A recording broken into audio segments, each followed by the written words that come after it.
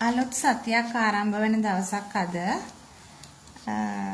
අද අපි බලමු ඔයාගේ ගාඩියන් ඒන්ජල් ඔයාට දෙන පණිවිඩය මොකක්ද කියලා. බලමු කාඩ්ස් ටික පිළිවෙලට දාගන්නකම්.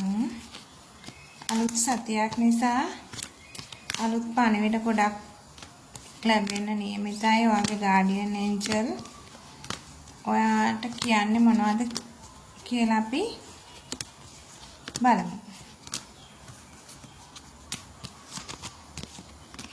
ගාඩියන් ඒන්ජල් කාඩ් පැක් එකේ කාඩ් 52ක් තියෙනවා. ඒ කියන්නේ ගාඩියන් ඒන්ජල්ස්ලා 52 දෙනෙකුගෙන් පණිවිඩ අපිට ලබා ගන්න පුළුවන්. ඒ කියන්නේ අපිට හැම දෙයකදීම පණිවිඩයක් දෙනවා. මොනවා හරි අනතුරක් වෙන්න තියෙනවා නම් කලින් අපිට ඒ ගැන දැනගන්න පුළුවන්. අපි අද දවස් තුල ජීවත් වෙන්න ඕන කොහොමද සහ අපිට කරන්න ඕන මොනවද කියන පණිවිඩ රසක් දෙනවා. ඉතින් අපි බලමු අද දවස තුල ඔයාගේ ගාඩියන් ඒන්ජල් ඔයාට දෙන පණිවිඩය මොකක්ද කියලා.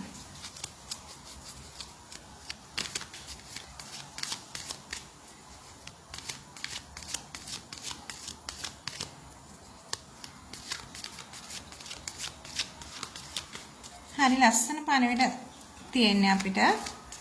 අපි හිතන්නේවත් නැති දේවල් පණිවිඩ වශයෙන් අපිට ලබා ගන්න පුළුවන්. හැමෝටම ගාඩියන් ඒන්ජල් කෙනෙක් ඉන්නවා. පණිවිඩයක් දෙනවා. නමුත් කවුරුත් ගණන් ගන්නේ නැහැ. අපිට ලැබෙන ඒ පණිවිඩ මොනවද කියලා අපි වැඩි තැකීමක් කරන්නේ නැහැ. මොනවා හරි කරදරයක් වුණාම තමයි මතක් වෙන්නේ.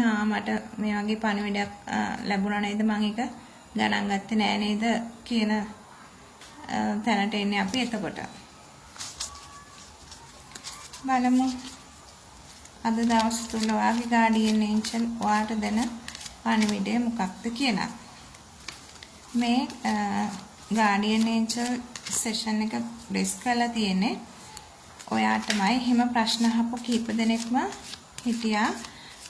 සහ මේක බලන හැමෝටම මේ රීඩින් එක පොදුයි. ඒක නිසා බලන්න ඔයාගේ ගාඩියන් ඒන්ජල් ඔයාට දෙන පණිවිඩය මොකක්ද කියලා.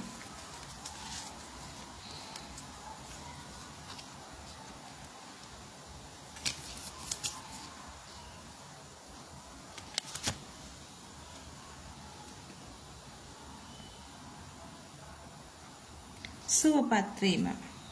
සුවපත් වීමට අධිපති ඉෂ්ට දේවතාවුන් වහන්සේ කියනවා ඔයාට තව දුරටත් සුවපත් වීම අත්‍යවශ්‍යයි කියලා. ඒ කියන්නේ ඔයාගේ මනසට, ශරීරයට ගොඩක් පීඩාකාරී දෙන ප්‍රශ්න රැසකින් පීඩා විඳලා තිනවා. ඔයා තව දුරටත් ඔයා සම්පූර්ණයෙන්ම සුවපත් වෙලා නැහැ. ඒක නිසා තව දුරටත් ඔයාට සුවපත් වීම අත්‍යවශ්‍යයි. ඒ වෙනුවෙන් මනස සකස් කරගන්න කියලා තමයි මේ පණිවිඩය දෙන්නේ.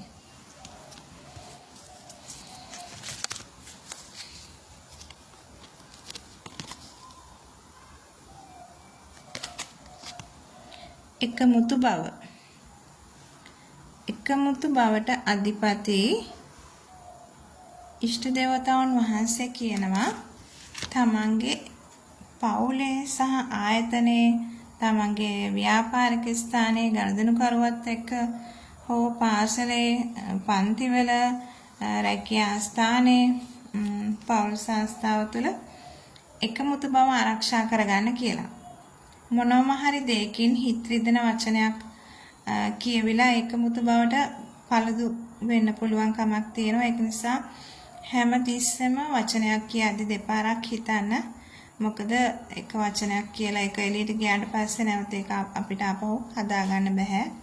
ඒක නිසා එකමුතු බවට අධිපති ඉෂ්ට දේවතාවුන් වහන්සේ කියන්නේ තමන්ගේ එකමුතු බව ආරක්ෂා කරගන්න කියලා. මොකද අපේ ජීවිත හරිම කෙටි. අපිට කොයි වෙලාවෙ අනතුරකට මුහුණ පාලා අපේ ජීවිත නැති වෙයිද කියලා කියන්න බෑ. ඒක නිසා ගෙවෙන හැම තත්පරයකම එකමුතු බවෙන්, ආදරයෙන්, සැනසීමෙන්, සතුටින් ඉන්න කියලා තමයි මේ පණිවිඩය ගෙන දෙන්නේ.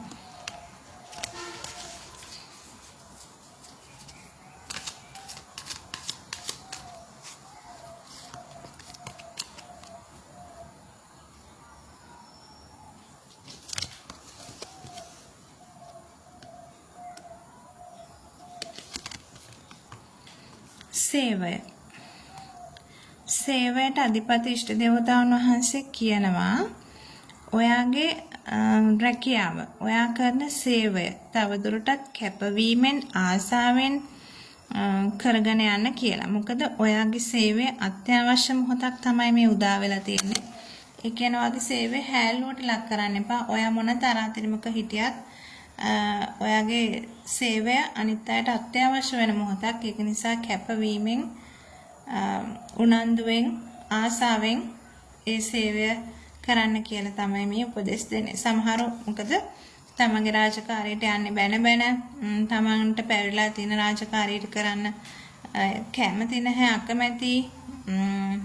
ඒක නිසා විවිධ ප්‍රශ්න තියෙනවා. නමුත් තමන්ට පැවිලා තියෙන රාජකාරිය අකුරටම කරලා ඒ සේවයට යම්කිසි ගෞරවයක් ගෙන දෙන විදියට වැඩ කරලා සතුටින් ඉන්න කියලා තමයි මේ පණිවිඩය ගෙන දෙන්නේ.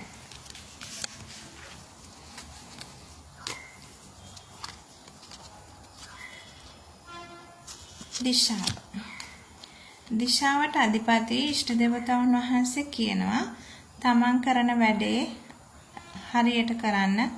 ඒ කියන්නේ ඉබාගාතේ යන්නේ නැතුව තමන්ට අවශ්‍ය දිශාව තෝරගෙන අවශ්‍ය කාරණාව තෝරගෙන වැඩ කරන්න කියලා තමයි මේ පණිවිඩය දෙන්නේ. ඉගෙන ගන්න දුවල පුතාලටත් ඒ පණිවිඩය ලොකු දෙයක් ගෙන දෙනවා. අනුන් කියපු ඵලයට ඒ විෂයන් තෝරගන්න නැතුව තමන්ට අවශ්‍ය කරන තමන් ආස කරන ඒ විෂය තෝරගෙන ඒ දිශාව ඔස්සේ ගමන් කරාම වට සාර්ථක ජීවිතයට මුහුණ දෙන්න පුළුවන් කියන පණිවිඩය තමයි මේකෙන් කියන්නේ. අද ලස්සන පණිවිඩ ටිකක් හම්බ වුණා.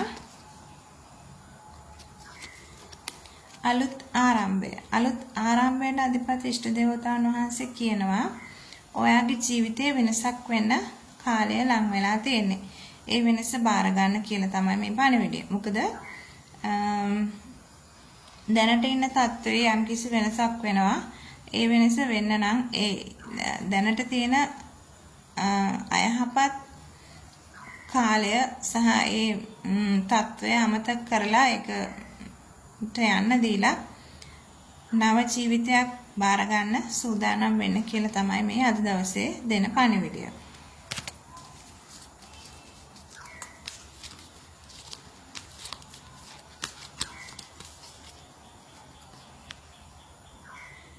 සමාව දීම.